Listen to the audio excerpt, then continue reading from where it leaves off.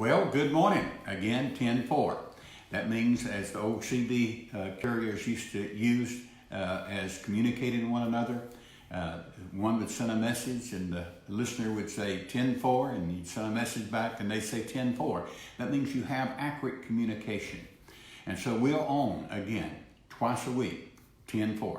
Today is Thursday, 10. And then Sunday will be at 4 p.m. Thank you all for being part of what God's doing. And I thank God for I being part of what God's doing in your life. And I know the Lord is enlarging us and helping us to be all that we can be in the moment. Because you've got to realize that if you're going to fulfill the plan of God, you've got to fulfill it in the moment. Now, we do not always do what we should in the moment, but we should be advancing into the arena where we do more and more of what God wants us to do in the moment by not being ignorant of Satan's devices in the moment, understanding that God will not allow you to be challenged or tempted above that which you are able. And so I want you to realize when you're walking after God in the Spirit, God allows. It's not God, God allows, just like God allowed Satan to come and tempt, test, try Job.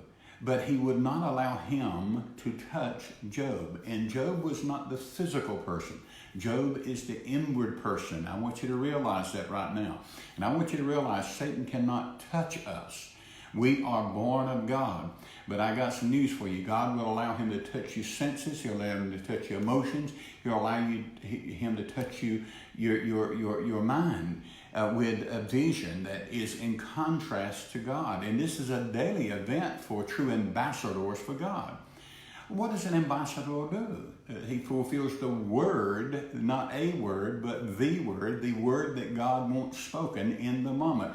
The word of reconciliation. What do you mean?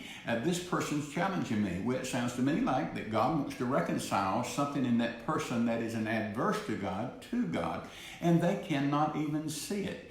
But God's allowed that assignment that's in somebody else's life, which is an adverse to God, to come into your life, and then it